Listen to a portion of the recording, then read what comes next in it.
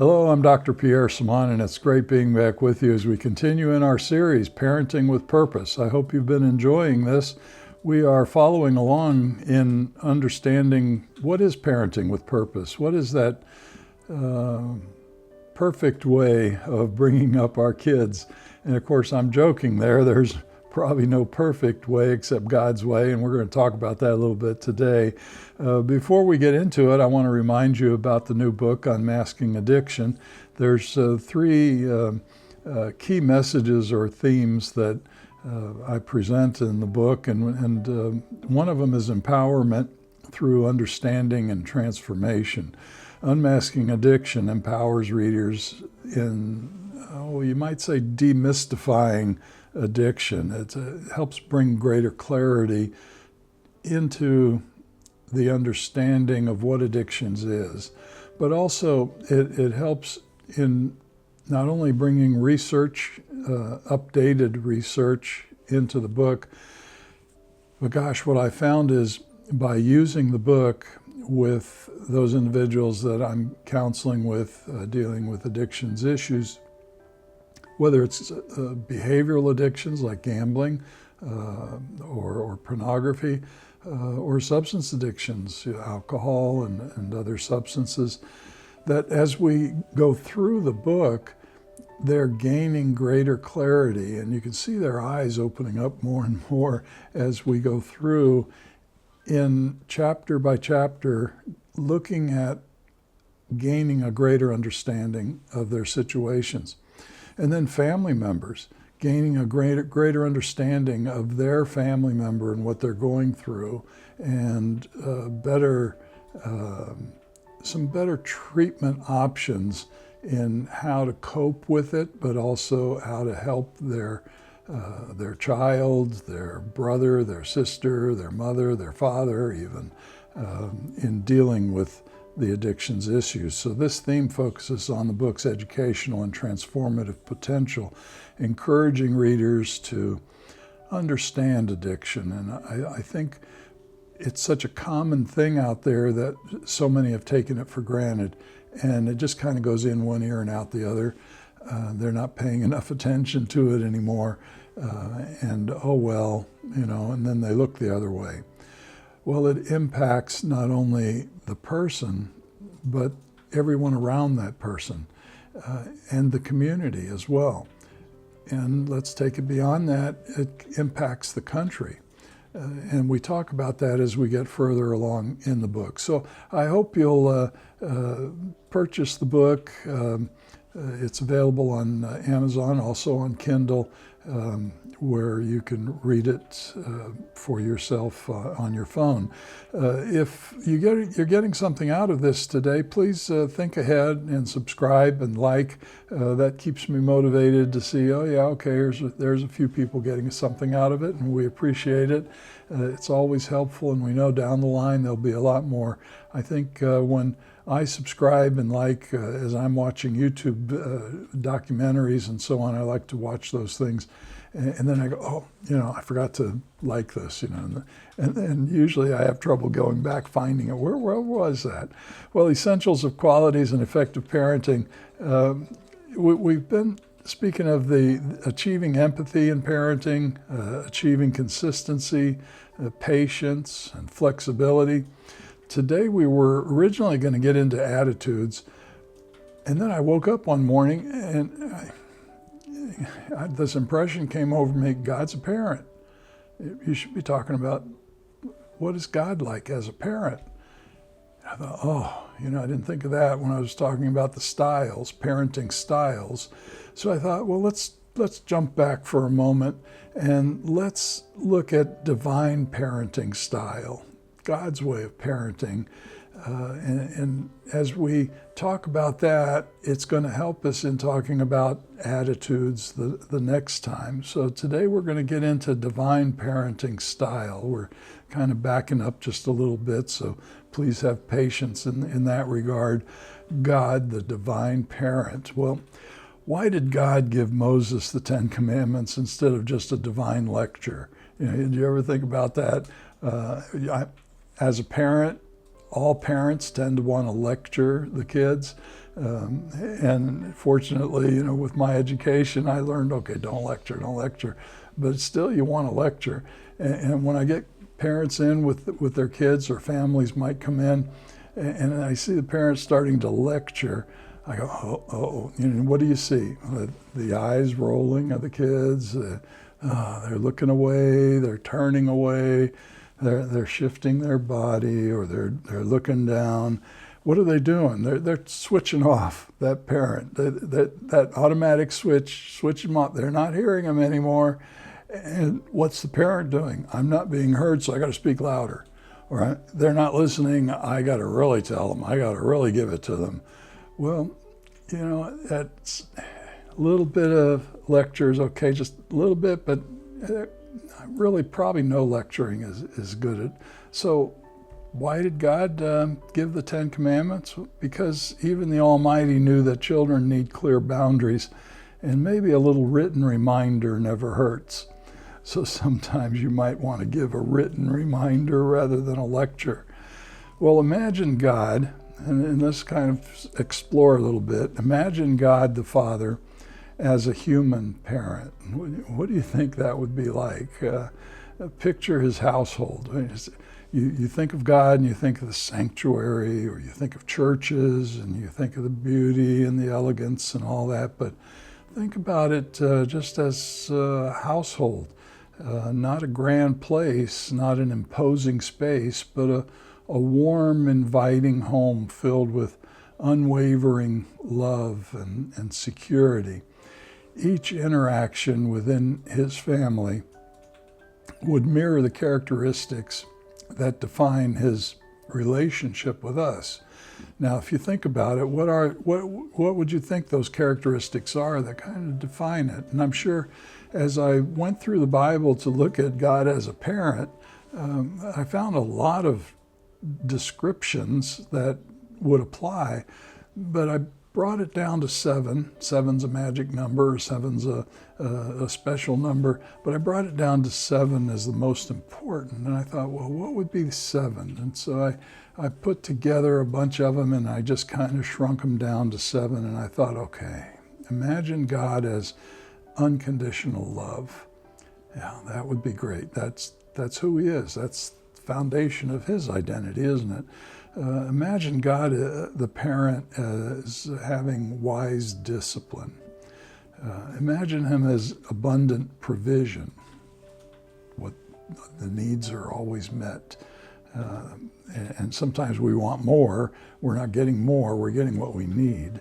Patience that never falters. That would be a very special parenting talent, wouldn't it? A characteristic. Consistent encouragement. Yeah, that's God. He's constantly encouraging. Boundless forgiveness. Yeah, he puts up a lot. I don't know about you, but he puts up a lot with me. And profound wisdom. Yeah, to just ask him and he gives you the wisdom. Truths, evidence, the knowledge, understanding that brings insights is wisdom. And he has that wisdom. Well, these traits of divine parenting aren't merely ideals, an ideology. If you go to my blog on my webpage, I just wrote a blog on understanding ideology. And then the other day I thought, I got to do a part 2 on that, because some other thoughts came to my mind. Ideologies are important, they're beliefs, but in Christianity, our belief is based on truths, on evidence. Not just a political ideology or a wishful thinking ideology or a I want ideology. It's evidence-based, scientifically proven ideology. So they serve as an influential blueprint, these characteristics, for our roles as parents, illustrating how we can create homes that nurture both the heart and the soul. So in this imagined household, as you're picturing it in your mind, love is at the center of everything, providing a steadfast and accepting foundation where Each child feels seen. Each child feels valued and cherished. I want to pause there for a minute. Look back in your childhood. Did you feel like you were seen? Did you feel value? Did you feel cherished? And if you did, there's a good likelihood that things turned out pretty well for you. Yet so many households don't have that. But God's household has that. If God is in that household, you see the parents passing that along. Discipline, while firm, is always administered with the intent of guiding rather than punishing. We spoke about the difference of that a while back. Encouraging growth and understanding rather than fear. Provision goes beyond meeting those basic needs, extending to each family member's unique emotional and spiritual needs. Remember, we discussed if you have 4 kids, you're going to have 4 different personalities or temperament combinations. You're going to have 4 unique individuals, and you can't just parent them with a standard, here's the rules, you follow them all, here's the consequences. It just doesn't work for all of them. It may work for 1, maybe 2, but now you got to tweak it a little bit because they're all a little different. If you have 1 child, okay, it makes it a lot easier, but in most cases there's at least 2 or more. Patience allows each child to grow and stumble without fear. It's okay to make a mistake in God's parenting style, knowing that learning takes time and mistakes are met with compassion. Did you have that when you were a kid? Did your parents give you that opportunity to make mistakes and give you forgiveness and love and compassion when you did make those mistakes so you would learn, hopefully not to repeat them again? Or was it the opposite? Was there a divine fear, you might say, of making a mistake and oh my gosh, and so no mistakes, and if there was punishment, there was pain, there was suffering. And how did that turn out for you if that occurred? Through God's example, parenting becomes a transformative journey, a calling to reflect His divine character as we shape lives and prepare our children to thrive. What happens to us as children of God? His love, His forgiveness, His patience, and all of the attributes that He has helped us to thrive, to grow, to experience, and even when we make mistakes, to learn from the mistakes and choose not to make them again. Because if we don't get to choose and we're forced, we're going to rebel. That's what happens. People rebel when they're forced to do something. People rebel when there's no choices, no allowance for uniqueness. Now, uniqueness is important, and that's good. There's boundaries as well for uniqueness in helping us to get along with others. And all of that put together is God's parenting style. Embracing this model, parents cultivate a stable, nurturing environment that echoes God's home, that comfortable, wonderful place that He's preparing for us right now, where every child is encouraged to grow, be authentic, and understand that identity within a framework of divine love and purpose. It's a high calling, but as we walk this path, we become co-partners with God in raising children. And in raising these children, they're going to succeed if we raise them that way. And hopefully you're succeeding as well because your parents raised you in a very similar fashion, spiritually prepared for the world around us. And that world is getting more difficult. And if you're spiritually prepared, you're adjusting and adapting in a much better way than most. So what are the fundamental characteristics of God, the parent? Parenting, when modeled after God's characteristics as parent, provides a framework. So when we say framework, a structure, not something that you have to do, but here's a guidance, here's an example, here's a model. You can choose this model or not. It's up to you. Or you can adapt, choose parts of it. It's up to you. But the more you choose of that model, the more you're able to choose of that model, well, the better off it's going to be. And perhaps you came out of a home where that may be very different back then.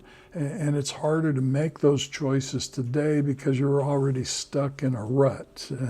And in that blog I've just written on understanding ideologies, it's a belief, but if you're raised with the wrong ideology, the wrong belief, and then you realize there's no truths to that ideology, there's no facts supporting it, there's no evidence to support it, there's not even scientific evidence to support it, what happens?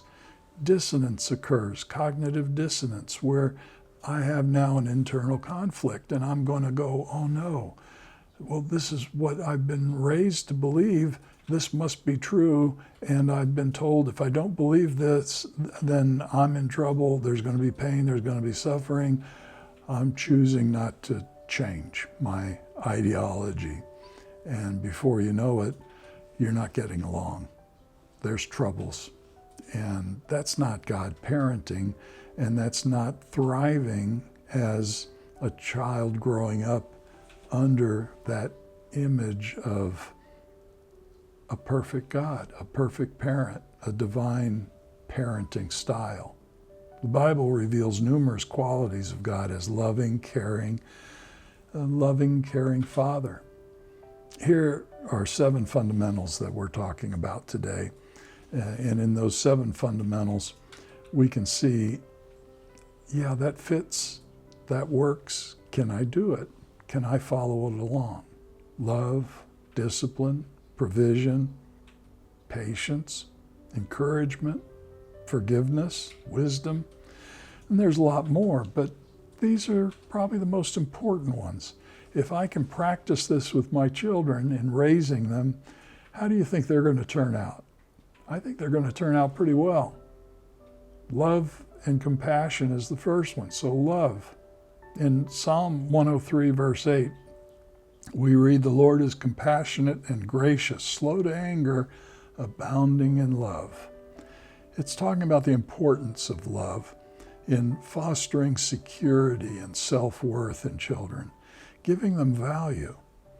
And there's 3 primary intimacy needs that researchers have come up with, where all the other intimacy needs, affection, attention, harmony, training, respect, all those other intimacy needs fall under these 3 categories of intimacy needs: significance, security, and satisfaction.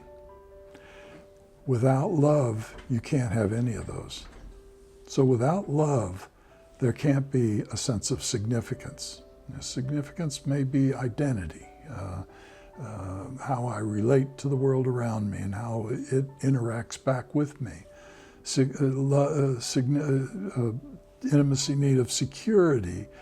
Well, if there's no love, I'm not going to feel safe. I'm not going to feel secure. I'm going to have to force the safety, the security to occur.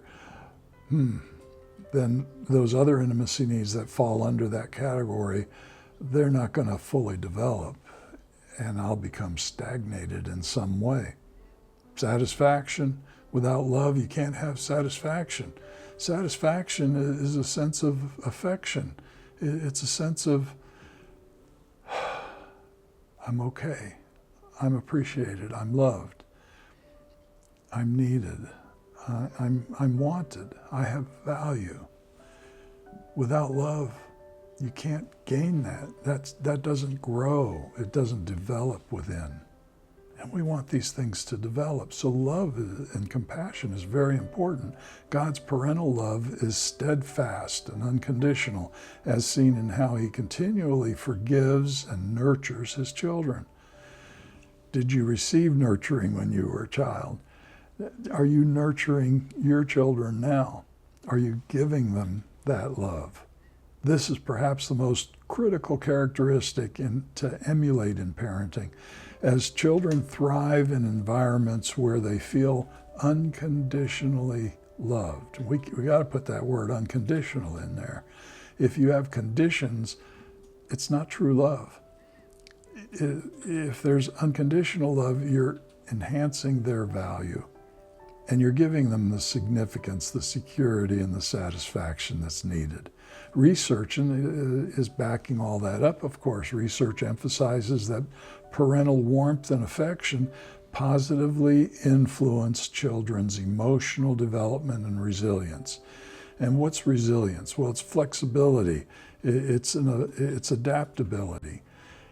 With love, with that unconditional love, with love and compassion, you're helping your child to develop in a whole and complete way those areas of resistance and flexibility. They're able to adjust in life. Without that unconditional love, they're going to have trouble adjusting, and they're going to have trouble getting along. Love and compassion from a parent help a child develop a secure attachment and sense of self-worth, which is critical for healthy mental and emotional development. Well, number 2 on the list is discipline.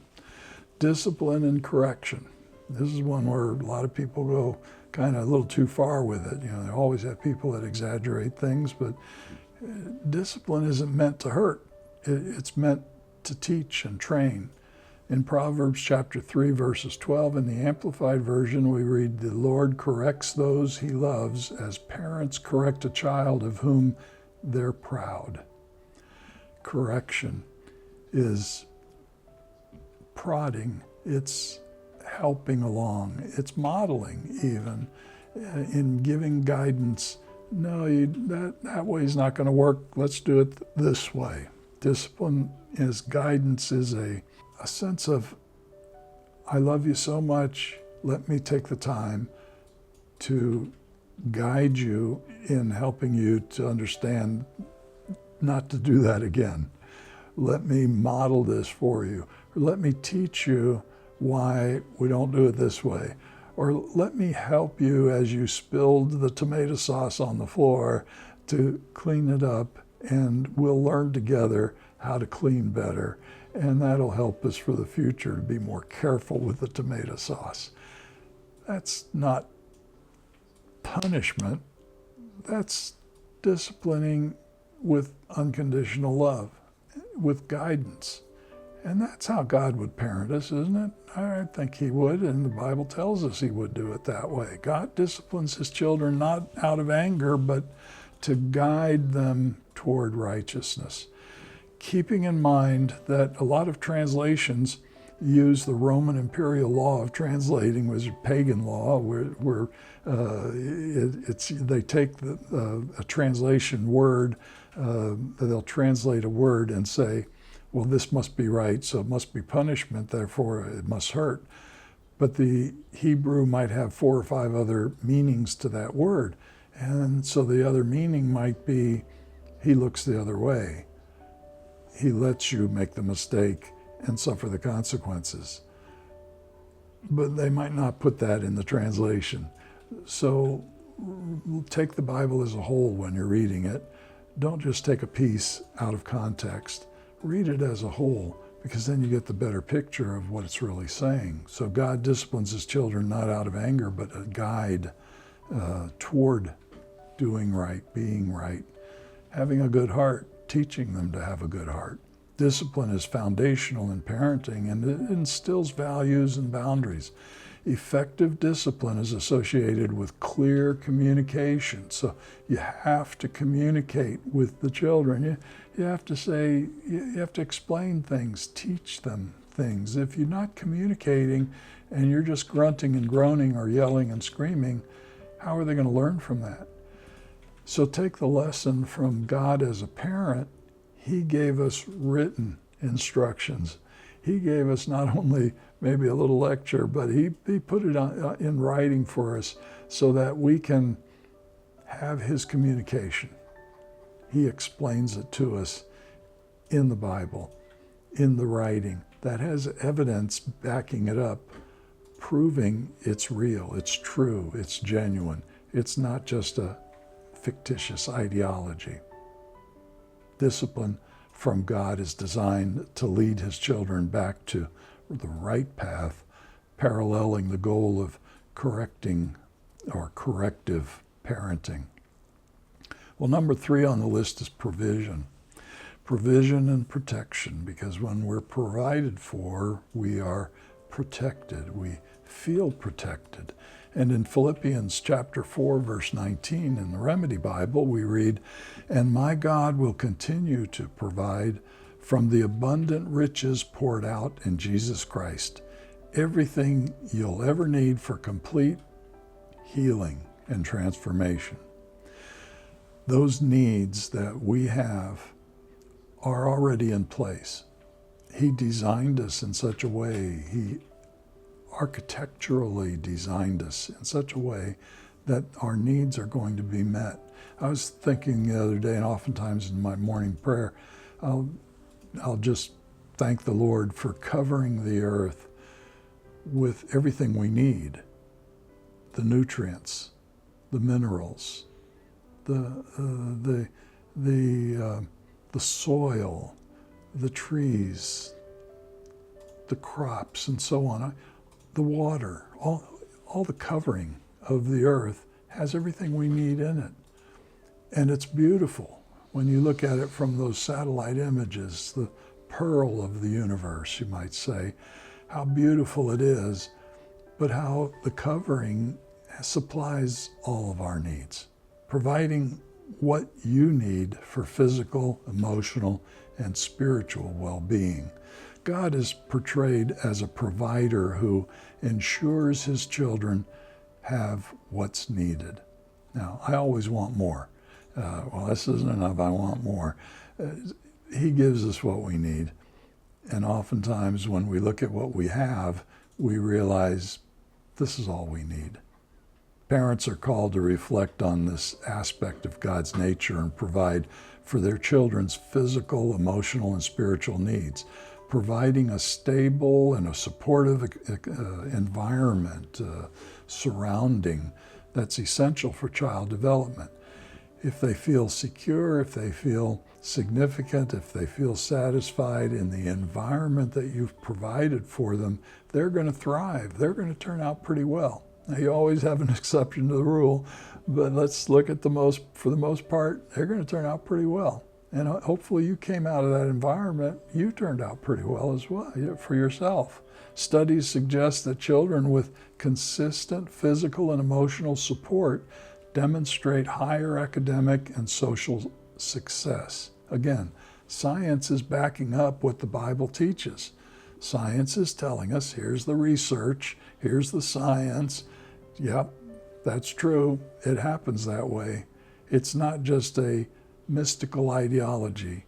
It's a belief system or ideology based on evidence, based on fact or truths. Number 4 on our list is patience. That's a tough one. Yeah, I'm still learning patience at my age. Patience and understanding, that kind of goes together. Oftentimes when we have patience, it teaches us understanding. In 2 Peter chapter 3, verse 9, in the NIV, we read, "The Lord is not slow in keeping his promise, as some understand slowness. Instead, he's patient."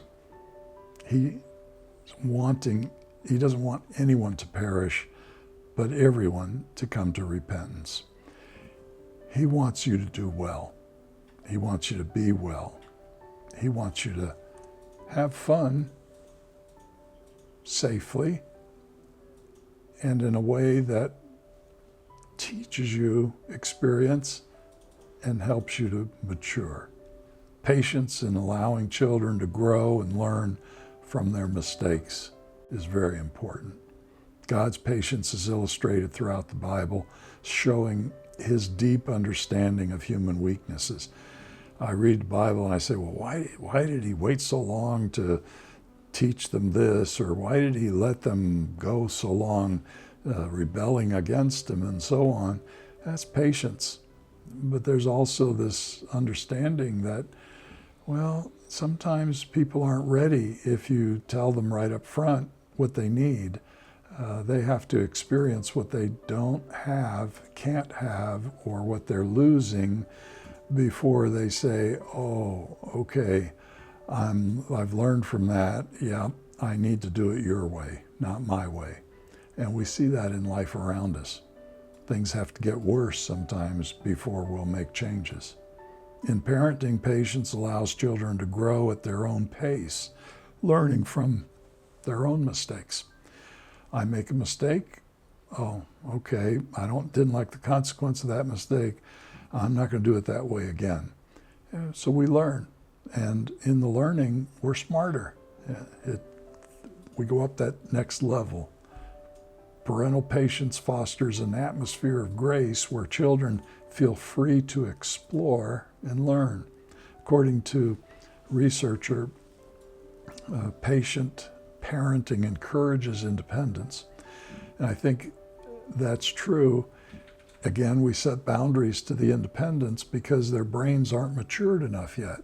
They're still growing. And so we need parenting to protect the children in such a way that they're growing at the level in which they're capable of growing, making good decisions or making their decisions based on what they're capable of making, not letting them make life-changing decisions at 8 years old or 12 years old. Your brain doesn't even fully form until you're 16, and then the information that goes into that rest of the brain doesn't even fully gel until you're in your mid-20s. And yet you're going to let them make a life-changing decision when they're only 12 or 13 or 14? Is that good parenting? Consider that. So we don't want to allow them to make mistakes that are going to be permanent when they're not able to fully gather the evidence to make a good decision. Number 5 on our list is encouragement. Encouragement and affirmation. Joshua chapter 1 verse 9 reads, "Have I not commanded you, be strong and courageous? Don't be afraid.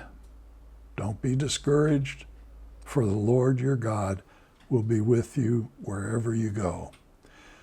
Easier said than done, isn't it? I'm driving down the interstate in Atlanta, and I'm going, oh, what if that car moves over here? What if this? What's going to happen? I'm a little bit afraid, and then I got to talk to God in the seat next to me. I got to say, okay, yeah, I'm in your hands. Send your angels ahead of me and put them behind me and around me, and I'll just cruise along here and trust that we'll get to where we're going because that's where you want me to be. So then we're going to get there. We got to resist the fear. We have to talk back to the fear. We have to say, no, I'm choosing not to believe that to be true. I'm choosing to believe what God has to say to be true. I'm choosing to believe that he's with me now. And you know what? No matter what happens, I'm going to be with him. I got a peace over that, irregardless of the chaos going on around me. We're encouraging children to build resilience when we do that. God encourages, affirms, and instills confidence in his children. Parents who encourage their children empower them to develop self-esteem and resilience. Positive reinforcement, encouragement. Well, when we do that as parents, they're linked to greater motivation and self-confidence in the children. When we do that, we see children thriving. We see them happier. They may get a little mad because they want to do something we're not letting them do, but we see them overall doing much better than perhaps the ones next door whose parents are more difficult. Encouraging children as God encourages us. He fosters that intrinsic motivation and gives us that healthy concept. If he's doing that to us, wouldn't he want us to do that to our children? And if we do that to our children, then gosh, I think we're doing pretty well for them. Well, number 6 on our list is forgiveness and grace. 1 John chapter 1, verse 9 reads, "If we confess our sins, he's faithful and just and will forgive us our sins and purify us from all unrighteousness." Now, unrighteousness is doing things that are not good. Yeah. Doing things that may harm you or harm someone else. Doing things that aren't going to help you to thrive. They may help you on a short term for some reason, some selfish reason, but you're not going to grow in a healthy way as a result of it. God's forgiveness offers a model for handling mistakes within the family with grace and compassion. Okay, you spilled the tomato sauce. Let's take care of it. And next time we'll try holding it with 2 hands. Is that okay? Does that make sense? I think that'll be all right. Yeah. You know, when you talk to them that way, they have a smile. Okay, they learned something. And now they're not so afraid to use that, to carry that tomato sauce the next time. The Bible illustrates God as forgiving and gracious, welcoming his children back even after they have strayed. So, okay, they spilled the tomato sauce. Let's prepare for next time, so we'll be more careful, and let me help you with that. And all right, all done. You can go and play now. Go do what you want to do. And then the next time, they're not so afraid to walk into the kitchen, or they're not so afraid to be around you. They're looking forward to it. Wouldn't you want your kids to look forward to being around you? This characteristic models the importance of forgiveness in family relationships. Forgiveness within families has been shown to strengthen bonds and promote emotional healing. Again, that's evidence, scientific evidence, research evidence proving if you do it this way, strengthening bonds will occur. Emotional healing will occur. I personally believe God designed us to heal. So to a certain extent, I think our bodies will heal if we're doing these things, if we're thinking this way, if we're living this way. And certainly there'll be issues of health and problems and all that, but overall, if we think something, our body reacts to it.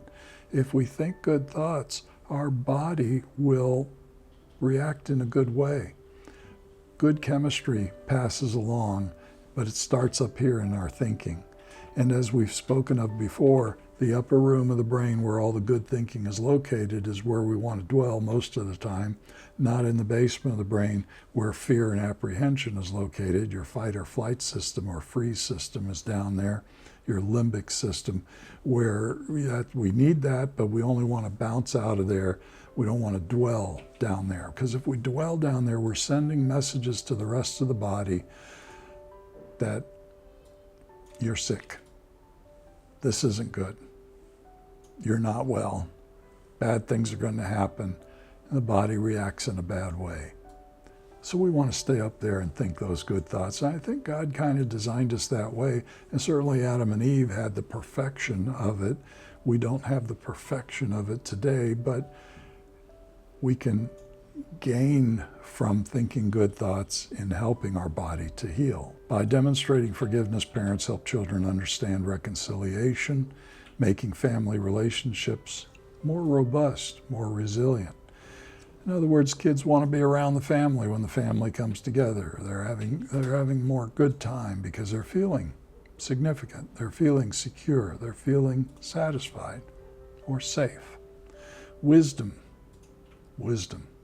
How do I get wisdom? Well, the Bible tells us just ask him.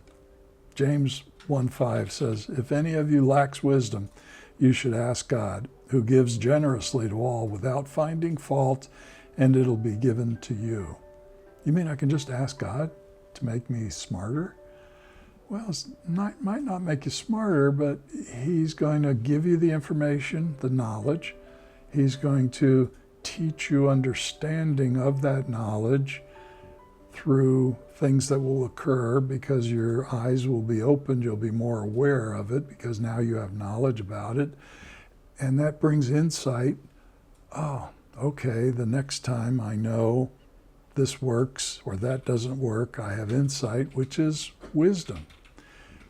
If we ask him, he'll give it. So asking also means reading. Opening up the Bible, he's speaking to us. Read your Bible. And what wisdom is coming out of there that's teaching you something to learn? God's wisdom is readily available to those who ask. God provides wisdom and guidance to his children, illuminating the path to right living. Parents are called to be wise, and their actions and words giving advice that steers the children, not forces them, not petrifies them into doing something, but steers them, guides them toward those positive life choices. Parental guidance, when balanced with independence, fosters maturity and decision-making skills in children. Again, evidence-based information that's proven, scientifically proven, this works. Bible teaches us it works. Why not do it?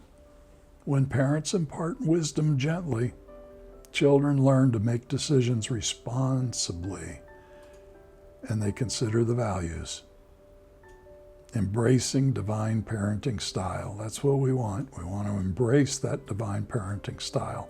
Each of these characteristics of God's parenting, love, discipline, provision, patience, encouragement, forgiveness, and wisdom, along with many others, offers a blueprint for parenting that fosters well-being and spiritual growth that is evidence-based to work.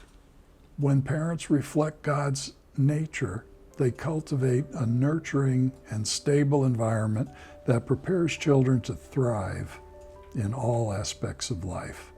Embracing divine parenting, so important. Try it if you haven't tried it before. Maybe you'll like it. And if you didn't get it, give it to your kids and see if things turn out a little different for them. Well, next time we're going to go back to our schedule of essential qualities of effective parenting and talk about attitudes necessary for successful parenting. If you got something out of this today, please subscribe and give us a like. That keeps us motivated. May your troubles be minor, blessings more, and happiness come through your door. We'll see you next time. God bless.